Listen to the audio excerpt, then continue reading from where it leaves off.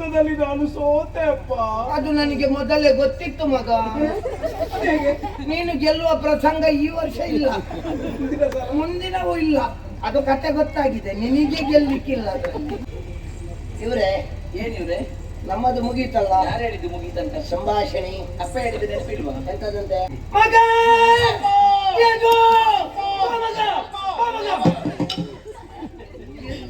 ನಿಮ್ಮದು ಬೇಗ ಮುಗಿಸ್ಲಿಕ್ಕೆ ಹೋಗ್ಬಿಡುದು, ಭಾವನೆ ತೋರಿಸ್ಲಿಕ್ಕೆ ಹೋಗ್ಬಿಡು. ಭಾವನೆ ಇದೆಲ್ಲ ಏನಾಗಿರುವುದಪ್ಪ? ಇದು ಮಗ, ಇದು ಮಗ. ಮಗ ಅಜ್ಜನ ಶಾಪದಿಂದ ಮಗ, ಅಪ್ಪ ಅಜ್ಜ ಆದ ಮಗ. ಅಜ್ಜ ಅಜ್ಜ ಹಾಗೆ ಆಯ್ತಾ? ಹಾಗಾಯ್ತು. ಆಯ್ತು ಆಯ್ತು. ಒಬ್ಬ ದಾರ್ಶನಿಕ ಒಂದು ಒಳ್ಳೆ ವಿಷಯ ಹೇಳಿದ್ದಾನೆ, ಗೊತ್ತುಂಟ ನಿಮಗೆ? ಅದು ನೀನು ಹೇಳು, ನನಗೆ ಗೊತ್ತುಂಟ ಇಲ್ವೋ ಮತ್ತೆ ನೋಡು. ಈ ಯೌವನ ಇಲ್ಲದ ಜೀವನ ನೀರಿಲ್ಲದ ಬಾವಿಯ ಹಾಗಂತೆ. ಅದನ್ನು ದಾರ್ಶನಿಕ ಹೇಳಿದ್ದಲ್ಲ, ಅಲ್ಲಿ ಕೂತ್ಕೊಂಡು ನಾನು ಹೇಳಿದ್ದನ್ನು ಅಷ್ಟು ಬೇಗ ಬಾಯಿಪಾಠ ಮಾಡಿದ್ಯಲ್ಲ. ನಿನ್ನದೊಂದು ಛಲೆ ಎಲ್ಲ ಹೋದ್ರು ಬಿಡುದು. ಮಾಡಿದ ದುರ್ಬುದ್ಧಿ ನೀವು. ಅವ ಏನು ಹೇಳ್ತಾನೆ ಅದನ್ನು ಕೇಳಿಕೋ. ಕೇಳಲಿಲ್ವಾ ಅಪ್ಪ ಅಂತ ಹೇಳಿದ್ದು? ಅಪ್ಪ ಅಂತ ಹೇಳಿದ್ದಲ್ಲವ. ಆಮೇಲೆ ವಿಷಯ ಉಂಟು, ಅದು ಪೂರ್ತಿ ಆಗುವಲ್ಲಿವರೆಗೆ ಕೇಳು. ಆಮೇಲೆ ನಿನ್ನ ನಾಲಿಗೆ ನಿನ್ನೆ ಅಂತ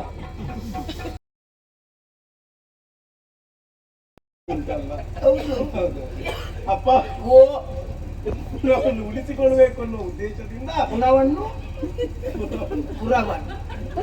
ಇವರೊಂದಿಗೆ ಹೋರಾಟಕ್ಕೆ ಹೋದೆ. ಆದ್ರೆ ಏನು ಮಾಡೋಣಪ್ಪ? ಏನು ಮಗ? ಯುದ್ಧದಲ್ಲಿ ನಾನು ಸೋತೆ ಅಪ್ಪ. ಅದು ನನಗೆ ಮೊದಲೇ ಗೊತ್ತಿತ್ತು ಮಗ. ನೀನು ಗೆಲ್ಲುವ ಪ್ರಸಂಗ ಈ ವರ್ಷ ಇಲ್ಲ, ಮುಂದಿನವೂ ಇಲ್ಲ. ಅದು ಕತೆ ಗೊತ್ತಾಗಿದೆ, ನಿನಗೆ ಗೆಲ್ಲಿಕ್ಕಿಲ್ಲ. ಸೋಲುದಿ ಹಾಗಲ್ಲಪ್ಪ, ನಾನು ಸೋತು ಬದುಕಿ ಬಂದಿದ್ದೇನೆ. ನಮಗ ಅದೊಂದು ವಿಶ್ವಾಸ ಮಗ. ಏನಪ್ಪ? ನಿನಗೆ ಎಷ್ಟು ಸಮಸ್ಯೆ ಆದ್ರೂ ನೀನು ಬದುಕುತ್ತೀಯ. ಅದು ಹಾಗೆ ಬದುಕಿದ್ದಲ್ಲ, ಕಾದಾಡಿಯಾದ ಪುರು ಎಂಬವ ಬಂದು ನನ್ನನ್ನು ರಕ್ಷಣೆ ಮಾಡಿರುವುದು. ಕಾಲಿನಡಿಯಲ್ಲಿ ಪುರು ಅಂತ? ಏನಪ್ಪ ಹಾಗಲ್ಲ, ಪುರು ಎಂಬ ಹೆಸರುಳ್ಳವ ನನ್ನನ್ನು ರಕ್ಷಣೆ ಮಾಡಿರುವುದು. ಅವನನ್ನು ಕರೆ ತಂದಿದ್ದೇನೆ. ಮಾತಾಡ್ತೀರಾ? ಹೇಳಿದ್ದಾನೆ. ಇಲ್ಲಿದ್ದಾನೆ ಪುರು. ಶುಭವಾಗಲಿ ಕಂದ. ನೀನು ಉಳಿಸಿದ್ದು ನನ್ನ ಮಗನನ್ನಲ್ಲವಪ್ಪ, ಪ್ರತಿಷ್ಠಾನದ ಭವಿಷ್ಯತ್ತನ್ನು ನೀನು ಉಳಿಸಿದ್ದಿ ಮಗನೇ. ನಿನಗೆ ಇಂಥದ್ದು ಬೇಕೋ, ನಿನಗೆ ಇಂಥದ್ದನ್ನು ಕೊಡ್ತೇನೆ ಅಂತ ಹೇಳಲಿಕ್ಕಿಲ್ಲ. ಈ ಅರಮನೆಯಲ್ಲಿ ಇರುವಂತಹ ಸಕಲವು ನಿನ್ನದೇ ಅಂತ ಭಾವಿಸು. ಬಾ ಮಗ, ಒಂದು ಎಲ್ಲಿಯಾದ್ರೂ ನಿನ್ನನ್ನು ಕೂತ್ಕೊಳ್ಳಿತು. ಇಲ್ಲಿ ಬೇಡ, ಈ ಬದಿಯ ಗಾಳಿ ಸೋಕಿದವರು ಹಾಳಾಗಿ ಮಣ್ಣು ತಿಂದು ಹೋಗ್ತಾರೆ. ಇವ್ರೆ ಏನಿವ್ರೆ? ನಮ್ಮದು ಮುಗೀತಲ್ಲ. ಯಾರು ಹೇಳಿದ್ದು ಮುಗೀತಂತ? ಸಂಭಾಷಣೆ. ಅಪ್ಪ ಹೇಳಿದ್ದು ನೆನಪಿಲ್ವಾ? ಎಂತದಂತೆ? ರಕ್ತ ಸಂಬಂಧಿಗಳಲ್ಲಿ ವೃದ್ಧಾಪ್ಯವನ್ನು ಹಂಚಿಕೊಳ್ಳಿಕ್ಕಾಗ್ತದೆ, ಯೌವನವನ್ನು ಪಡಿಲಿಕ್ಕಾಗ್ತದೆ ಅಂತ. ಹಂಚು ಹಂಚು ಅಂತ ಹೇಳಿದ್ರೆ ಒಂದು 25 ಜನರಿಗೆ ಹಂಚಲಿಕ್ಕೆ ಇರುವುದಲ್ಲ. ಮತ್ತೆ ಮಗ ಬಂದಿದ್ದಾನಲ್ಲ, ಕೇಳಿ ಅವನಲ್ಲಿ ಏದು ಅಲ್ಲಿ ಕೇಳಿ. ಮಗ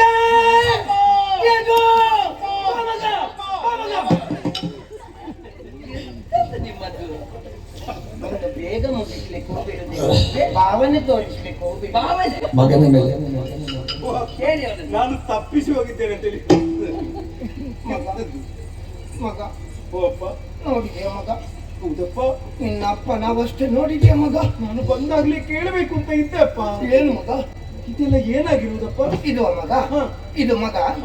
ಮಗ ಅಜ್ಜನ ಶಾಪದಿಂದ ಮಗ, ಅಪ್ಪ ಅಜ್ಜ ಆದ ಮಗ.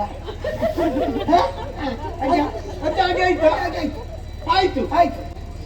ನೋಡುವುದಕ್ಕೂ ಹಾಗೆ, ಇಂದೋ ನಾಳೆಯೋ ಅಷ್ಟೆಲ್ಲ ಆಗಲಿಲ್ಲ, ಅಷ್ಟೆಲ್ಲ ಆಗಲಿಲ್ಲ. ಹೊರಗಡೆಯಿಂದ ಮಾತ್ರ, ಒಳಗೆಯಿಂದ ಒಂದು 50 ವರ್ಷಕ್ಕೆ ತೊಂದರೆ. ಇನ್ನೂ 50? ಹೌದಾ? ಹೌದೌದು. ಅವರೇ ಪರಿಹಾರವನ್ನು ಸೂಚಿಸಿದ್ದಾರೆ. ಏನಂತ? ರಕ್ತ ಸಂಬಂಧಿಗಳಲ್ಲಿ ವೃದ್ಧಾಪ್ಯವನ್ನು ಹಂಚಿಕೊಳ್ಳುವುದಕ್ಕಾಗುತ್ತದಂತೆ. ಕುಮಾರ, ನನಗೆ ಹಲವು ಮಕ್ಕಳಿದ್ದರೂ ಅತ್ಯಂತ ಪ್ರೀತಿ ಪಾತ್ರನಾದಂತಹ ಕಂದ ನೀನಲ್ವೇನೋ? ಅಲ್ಲ, ಪ್ರಶ್ನೆ ಮಾಡ್ಲಿಕ್ಕಿಲ್ಲ. ನಾನು ಮಾತಾಡ್ಲಿಕ್ಕಿಲ್ವಾ? ಮಾತಾಡ್ಲಿಕ್ಕೆ ನಾವಿದ್ದೇವೆ, ನೀನು ಹೂಂಗುಟ್ಲಿಕ್ಕೆ ಮಾತ್ರ. ಹೌದಾ? ದೇವರವರ ಪ್ರಸಾದ ಅಲ್ವೇ ಕಂದ? ಎಲ್ಲ ಕಡೆಯಲ್ಲಿ ಹೂಂಗುಟ್ಬೇಡ, ಮಧ್ಯ ಮಧ್ಯದಲ್ಲಿ ಬಿಟ್ಟು ಹೂಂಗುಟ್ಟು ಕಂದ. ನನ್ನ ವಾಕ್ಯವನ್ನು ಬಿಟ್ಟು ಬಿಟ್ಟು ಹೂಂಗುಟ್ಟು, ಆಯ್ತಾ ಮಗು? ನಾಳೆ ನನಗಿಂತ ನಂತರ ಈ ರಾಜ್ಯದ ಉತ್ತರಾಧಿಕಾರಿ ಅದೆಲ್ಲ ಮುಖ್ಯವಾಯ್ತು. ಅಷ್ಟೇ. ಮಗು ಹೋ ನಿನ್ನ ಅಪ್ಪ ಒಂದು ಮಾತು ಹೇಳಿದ್ರೆ ಅದನ್ನು ವಿರೋಧಿಸುವ ನೀನಲ್ಲ. ಹ ಕುಮಾರ, ನಿನ್ನದಾದಂತಹ ಯೌವನವನ್ನು ನನಗಿತ್ತು, ನನ್ನ ವೃದ್ಧಾಪ್ಯವನ್ನು ನೀನು ಸ್ವೀಕರಿಸ್ತೀಯೇನೋ ಕಂದ. ಏನಂತ ಭಾವಿಸಿದ್ದೀರಿ? ಏನಂತ ಭಾವಿಸಿದ್ದೀರಿ? ತುಂಬು ಯೌವನದ ಮಗ ಬಂದು ಮುಂಭಾಗದಲ್ಲಿ ನಿಂತಾಗ ಮಗನ ಯೌವನವನ್ನು ಕಂಡು ಸಂತೋಷ ಪಡುವುದನ್ನು ಬಿಟ್ಟು ನಿನ್ನ ಯೌವನವನ್ನ ಕೊಡ್ತೀಯ? ಕೇಳ್ಬಹುದಪ್ಪ ನೀವು ಒಂದು ಆಲೋಚನೆ ಮಾಡಿ ಮಾತಾಡ್ಬೇಕಾ ಬೇಡವಾ? ಹಾಗಲ್ಲ, ನೀವು ಯೋಚನೆ ಇಲ್ಲದೆ ಮಾತಾಡ್ತಾ ಇದ್ದೀರಿ. ಯಾವುದು? ಒಂದು ಹುಚ್ಚಾಗಿ ಮಾತಾಡಬಾರ್ದಪ್ಪ. ನನಗೆ ನಿಮ್ಮನ್ನೆಲ್ಲ ಕಾಣುವಾಗ ಹುಚ್ಚರಾಗಿ ಕಾಣುತ್ತೆ. ಅದು ಹುಚ್ಚರಿಗೆಲ್ಲ ಕಾಣುವುದು ಹಾಗೆ. ಸರಿ, ಹಾಗಲ್ಲ, ಯೋಚನೆ ಮಾಡಿ. ಯಾವುದು? ನಿಮಗೆ ಗೊತ್ತಿಲ್ಲ ಅಂತ ಅಲ್ಲ, ಒಬ್ಬ ದಾರ್ಶನಿಕ ಒಂದು ಒಳ್ಳೆ ವಿಷಯ ಹೇಳಿದ್ದಾನೆ, ಗೊತ್ತುಂಟ ನಿಮಗೆ? ಅದು ನೀನು ಹೇಳು, ನನಗೆ ಗೊತ್ತುಂಟ ಇಲ್ವೋ ಮತ್ತೆ ನೋಡು.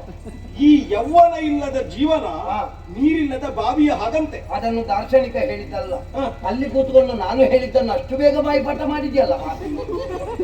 ಅಲ್ಲಿ ಯಾವುದೇ ಹೇಳಲಿಕ್ಕೆ ಗೊತ್ತಿಲ್ಲ. ಮತ್ತೆ ನನ್ನ ಖರ್ಚಿನಲ್ಲಿ ನೀನು ಬದುಕುದೆಂತದ್ದು, ನಿನ್ನ ಬಂಡವಾಳದಲ್ಲಿ ಬದುಕು. ಯಾರದಾದ್ರೆ ನಮಗೆ ತೊಂದರೆ ಆಯ್ತು ಅಷ್ಟೇ, ಅದಾಗುವುದಿಲ್ಲ. ನಿನ್ನ ಸಂಪಾದನೆಯಲ್ಲಿ ನೀನು ಬದುಕಬೇಕು. ಅಪ್ಪ, ಈ ಕೊಳೆತ ಹಣ್ಣು ಮಾರಾಟಕ್ಕಾಗ್ತದ? ಈಗ ಮಾರುಕಟ್ಟೆಯಲ್ಲಿ ಕೊಳೆತ ಹಣ್ಣೇ ಸಿಕ್ಕಿದ್ರೆ ನಾವೆಂತ ಸಾಯುದ? ಅಪ್ಪ, ಬಾಡಿ ಹೋದ ಹೂ ದೇವರಿಗೆ ಇಡ್ಲಿಕ್ಕೆ ಆಗ್ತದ? ಬೇರೆ ಹೂ ಇಲ್ಲದಿದ್ರೆ ದೇವರಿಗೆ ಬಾಡಿದ್ದೇ ಇಡ್ಬೇಕಲ್ಲ. ಅಪ್ಪ, ನೀವು ಯಾಕೆ ಆಲೋಚನೆ ಮಾಡುವುದಿಲ್ಲ? ಯಾವುದು? ನನ್ನಲ್ಲಿ ಈಗ ತುಂಬು ಯೌವನ ಉಂಟು, ನನಗೆ ಮದುವೆ ಆಗಬೇಕು, ಮಕ್ಕಳಾಗಬೇಕು. ಮದುವೆ ಆದ ಕೂಡ್ಲೆ ನಿಮ್ಮದೇಗೆ ಕೇಳಿದ್ದಷ್ಟೇ. ಹಾಗಲ್ಲ, ಪುರವನ್ನು ಪರಿಪಾಲಿಸಬೇಕಾದ ಹೊಣೆಗಾರಿಕೆ ಎಲ್ಲ ಉಂಟು. ಹೇಗಿರುತ್ತಾ ಒಂದಲ್ಲ 100 ಮಾತಿಗೆ ಕೇಳಿದರು ನನ್ನ ಯೌವನವನ್ನು ಕೊಡುವುದಿಲ್ಲ. ಅಸಂಬದ್ಧ ಪ್ರಲಾಪಿ. ಏನು ಸಂಬಂಧ ಇಲ್ಲದ ಮಾತಾಡಿದ್ದೇನೆ? ಮಗನೆಂಬ ಮಮಕಾರದಿಂದ ವಿನೋದವಾಗಿ ವ್ಯವಹರಿಸಿದೆ ಅಂತ ಆದ್ರೆ ತಲೆಗಿಂತ ಮೇಲೆ ಮಾತಾಡ್ತೀವಿ. ಮಗನಲ್ಲಿ ವಿನೋದ ಮಾತಾಡಬಹುದು ನೋಡಿ.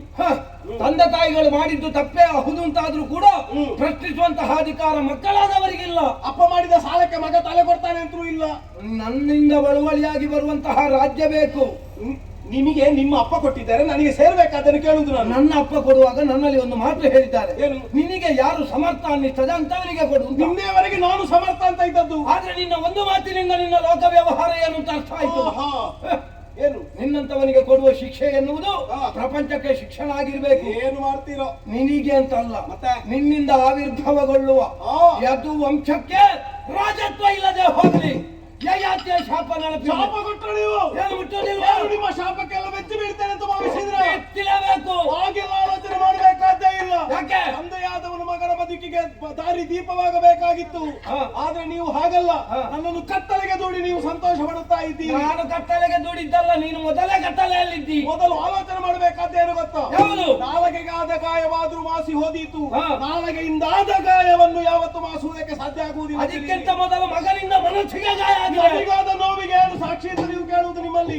ಯೋಚನೆ ಮಾಡಿ, ಯಾವ ಪ್ರತಿಷ್ಠಾನದ ಪುರ ನಿನಗೆ ಸಿಕ್ಕುವುದಿಲ್ಲ, ದಕ್ಕುವುದಿಲ್ಲ ಅಂತ ಆಡಿದ್ರು.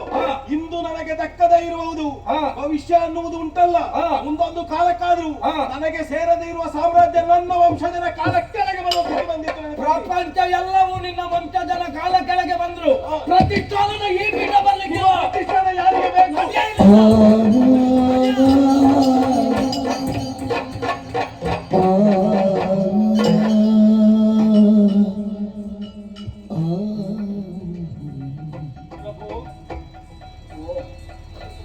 ನಾನು ತಿಳಿದಂತಹ ವಿಚಾರ, ಅರಸನಾದವ ಪ್ರಜೆಗಳ ತಂದೆಯಂತೆ, ಪ್ರಜೆಗಳೆಲ್ಲ ಅರಸನ ಮಕ್ಕಳಂತೆ.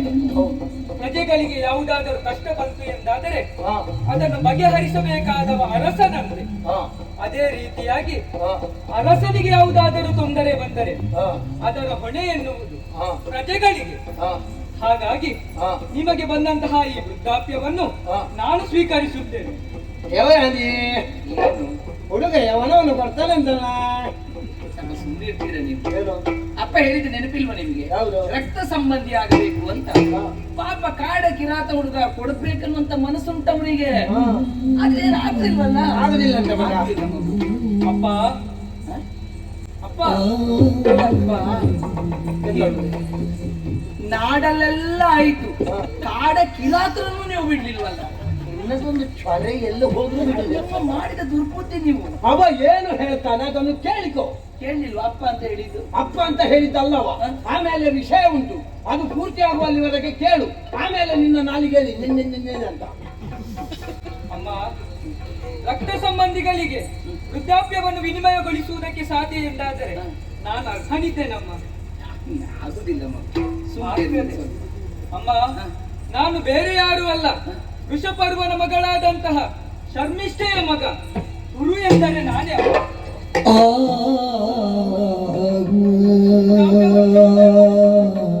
ಒಂದು ಅವಕಾಶವನ್ನು ಕಲ್ಪಿಸಿಕೊಡು.